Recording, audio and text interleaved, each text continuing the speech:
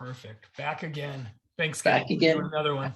Hey, no worries, dude. How you doing? Good. Really good. Good. I hear you just were at some crazy event for some dude named Steve Forbes Hardison. Somebody. Yes, I've heard. We met the man. You were with me the first time I met the man. We met each other that weekend, and we met him. Yeah. And I still tell people about that experience. It was such an example. So it was one of the clearest examples of what someone who operates at his level of understanding himself and understanding others and really being committed to serve, like what that looked like. It was such just amazing. And so he had the Ultimate Coach book came out, and there was a book launch around it. It then turned into this huge event in Arizona, and I had the opportunity to go and meet up with a client down there who I want to be careful, let him tell his version of what happened. So today if we talk about that, I'll just be telling you my side of it. But yeah, quite just an amazing weekend in Arizona with the other people there and everything that went down. It was nuts. Just full creation, which was the theme, right? From what I heard was being. That's what we were supposed to do, was just be. When we met that weekend, one of the things that really hit me about him, because there was a buzz about this. So I'm just at the ACS. ACS has 3 meetings. I missed the first, so I know nobody. And people are talking about this dude, Steve Hardison, and like they're making it sound like Jesus is coming back from the grave or from the sky. Yeah, it's like Buddha reincarnated. And I'm like, okay.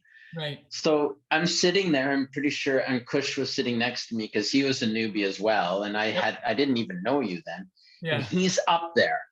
And he's just this energy that's not frenetic, but completely focused and loving to the whole room. The whole room's enveloped with love. Yeah. Then to his wife. And there was something about how he treated his wife that I was like, dude, I want that. I want to be that. Yeah. There's something there. And that was the experience. And I just knew at some point something would happen. Yeah. Yeah. So then that led me on this thing to my own journey, with the Ultimate Coach, which has been nothing but life altering, life shattering, old Gary crushing into a new creation. Right. I can't speak enough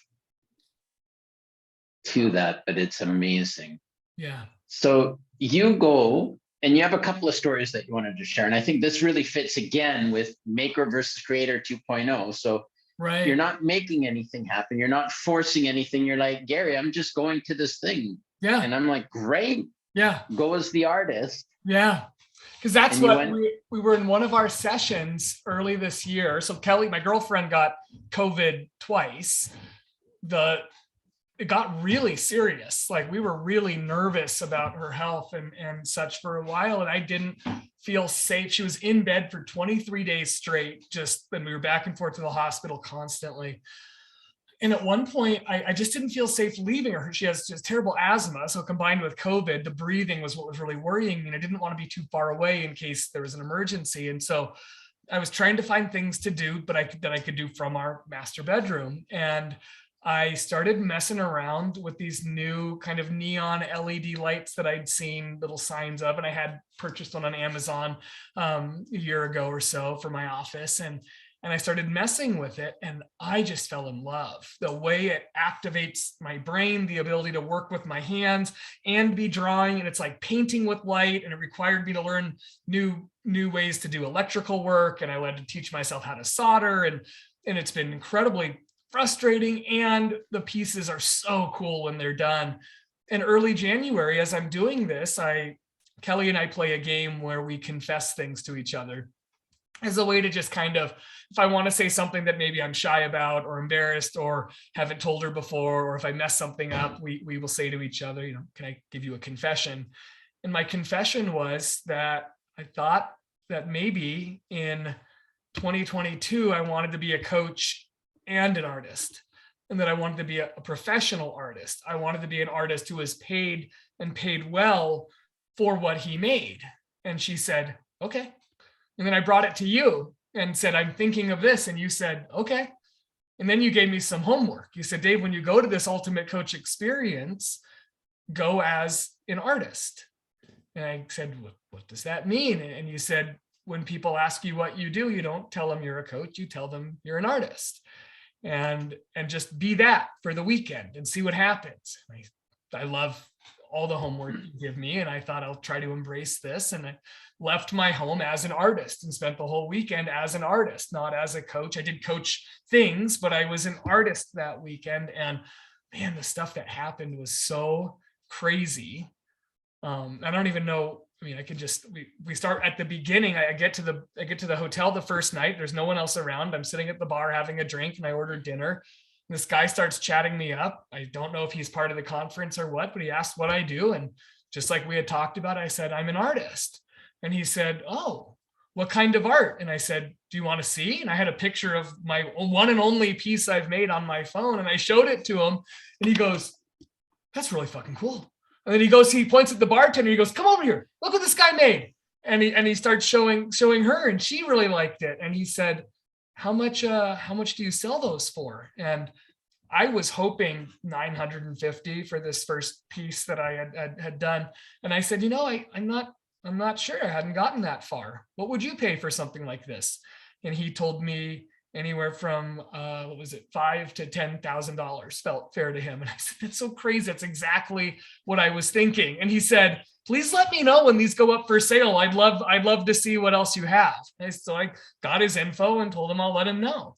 Like on my first night there, just being an artist, I have people wanting to see and purchase what I'm creating that I made in my bedroom because my girlfriend was sick and because I decided to be an artist a couple weeks ago. There's something huge in this. If anything wants to be created in the world, the only way it's created is by speaking it into existence. Right.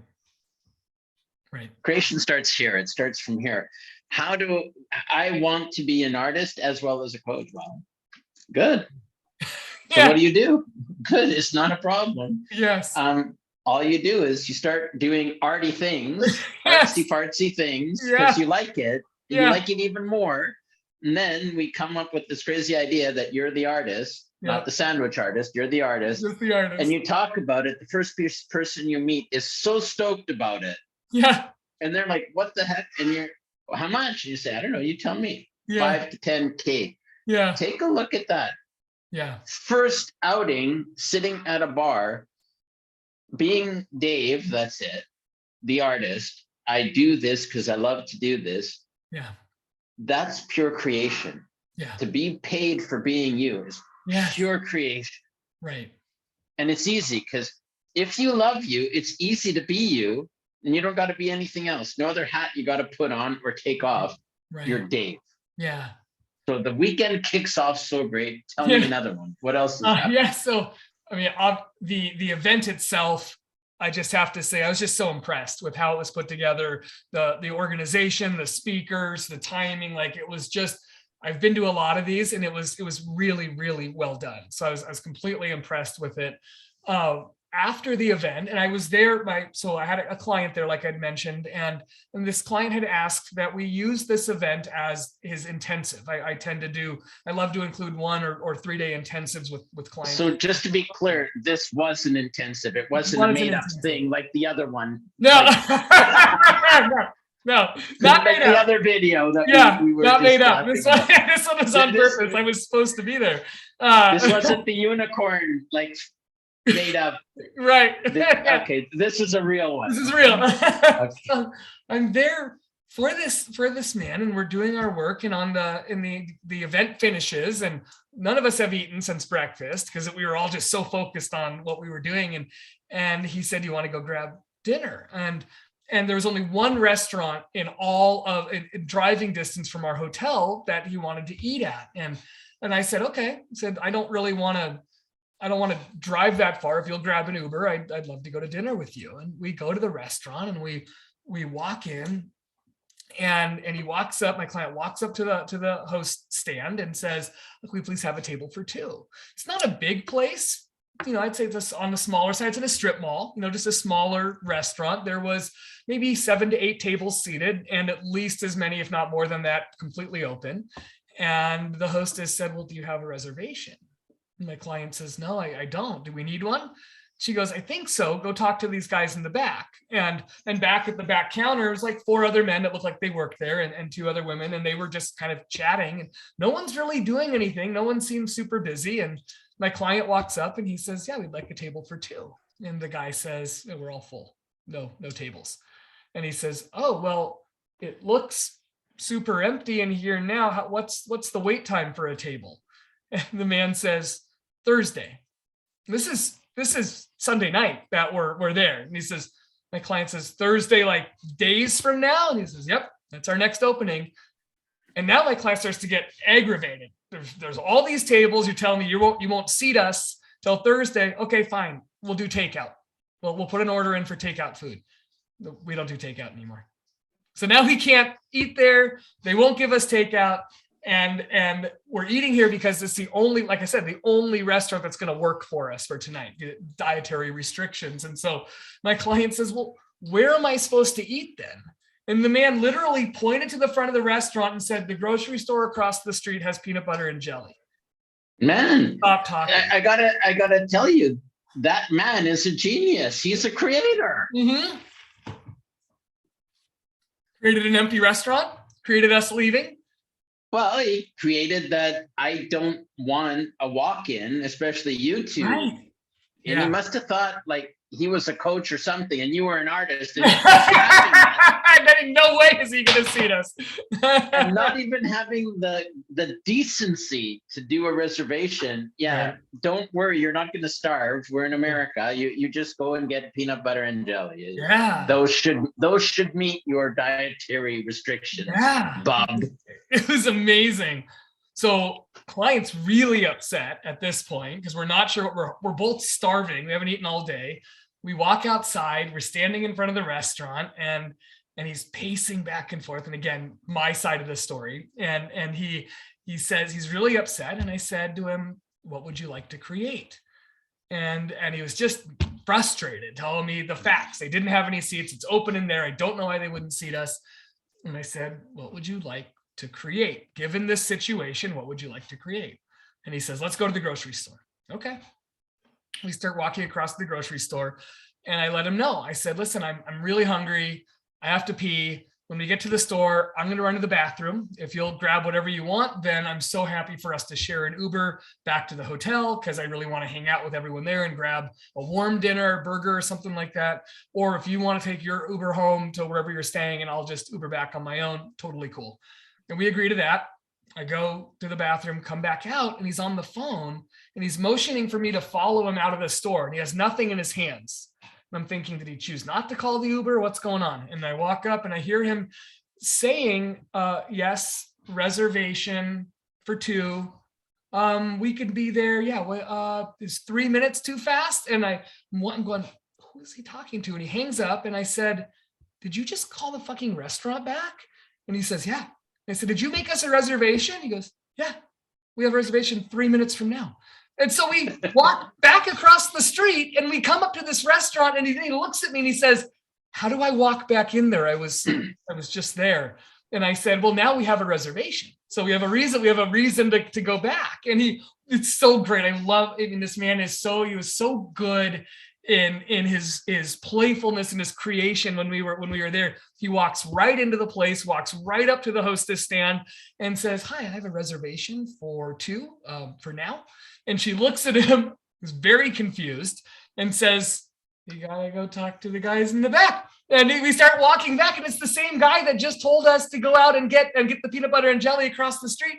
And my client walks up to him and says, yes, I think we just spoke. I have a reservation for 2 now. And the man just kind of sighs, follow me. And he starts walking us towards the front of the restaurant. Now, my client had wanted, it's Arizona, it's warm. He'd wanted to sit outside on the patio, had even kind of tossed his coat on this empty table when we'd first gotten there, our first try, and said, I want to eat here. I'll reserve this table for us. As we're being walked out to our table, he stops and he says, patio seating okay? And we go, yeah, that's great. We get out to the patio, walks us right to the table we had wanted to begin with. He had no idea that we'd been trying to save this one, walks us right up to this empty table. And then he stopped again and he said, that table is actually reserved. He said, I wasn't trying to like kick you guys out. We really are booked. And this table, I believe, is booked. And then he looked at my client and he looked at me, and my client said, we did just call in to make a reservation. And the man goes, yep, I'll make it work. And when we ended up being seated and had a wonderful meal at this great restaurant and had our seat. And I said to my client, I said, why did that work? What happened there? And he said, well, I called and made a reservation. Well, yeah, but why? What changed? Why are we sitting here now? And really, we had a really cool chance to look at both creation and commitment. We walked in, we had an idea of what we wanted. We were given a different set of circumstances than we'd expected. Most people and everyone else after us, as we were eating dinner right by the front door, I watched everyone else get turned away. We didn't have a reservation for the remainder of the night. We took what we had, and then I was ready to just kind of give up. He wasn't. He was going to use it to create the outcome that he wanted. And he just kept creating until we had our outcome. And I said to him, I said, what would you have done if the phone call hadn't have worked, if they wouldn't have taken the reservation? He said, well, then we'd be out of luck. I said, that's too bad. I still would have eaten dinner here because this is where I've decided to eat. I'm sorry that you would have quit. And he said, well, what else could we do? And I told him, I said, well, here's what I would do. And I just, in creation, Gary, as you taught me, if we just keep moving forward and just keep looking at what else, it just, and letting ideas into my head without governing them, without limiting them. And the first thing that popped into my head, I pulled my wallet out. I like to travel with some cash, and I started counting out all my cash on the table. And I said, I've got $170 here. If I really wanted to eat here tonight and they were not going to seat me or let me make a reservation, I would take this money inside or to one of these patio tables that has a couple sitting at it. And I would say, I have a very strange request. My friend and I are here. It's our only night in town. We've driven all this way to eat at this one restaurant. We didn't realize reservations were needed because we don't live in the state even. I know this is incredibly awkward, but I would love to pay for your dinner and give you $170 cash for the privilege of being able to take over your table and have a meal here. And I said, who's not going to say yes to a free dinner and $170 cash? They can just come back tomorrow night and do it again. We can't. And I said, and if that didn't work, I'd go to those 4 guys that were at the counter earlier that don't do takeout food. And I would say to them, I'd like to pay you $170 for 2 entrees to go. I know you don't do to-go food. So to make that part easier, I'm going to go across the street to this grocery store that I learned is over there that has peanut butter and jelly. And I'm going to get 2 to-go boxes. I'll bring those back just so that you guys have something to put the food in. I don't care how much it costs on the menu. You're getting $170 either way. Is it worth it for you to break your no takeout rule for $170? And I said, and if we got a no to that, then I would go back to the hotel, not because I was defeated, but because the level of creation I wanted to bring was here. The level of creation required for me to eat dinner at this restaurant was here, and they didn't match. I wasn't willing to up my commitment and my intention and I wasn't willing to raise it that high. But at no point am I a victim of they won't seat us, we can't have dinner, like any of that. It was it was so cool to watch him walk the walk and just put into practice everything, and to see how easily whatever you want is created when you're just willing to stay in creation and not pretend that something's impossible. It just blows my mind. Or pretend something is what it isn't. Right, there you go. Exactly. Pretend these guys, they're doing this to me, they're not this, it's like this, everyone has these ideas. And the making that we're talking about in this story is we make everything wrong, or make something about me, or make something about whatever, and make them wrong, and make this. And you guys didn't play, you didn't participate. That's the beauty of creation. Creation is, what do I want? What do I want? Yeah. Man, That's it. I want to have fun, or I want to go pee. I'm going pee. Mhm. And then your client is like, oh, I got this crazy idea that if they need reservations, I am making a reservation. Right. And I'm going to make it now. The Right. only thing that I thought it would have been really funny is if you guys would have had like mustaches. Like you put on the mustaches so you're not the same. That would have Maybe been you better. get some stuff to be like a unibrow. Right. And then like really come in incognito and they'd be Yeah. like, didn't we just see you? No. What are you talking about? I have no idea what you're talking about, Right. sir. No. And it just completely fade. And do an accent, like a Russian accent. Right.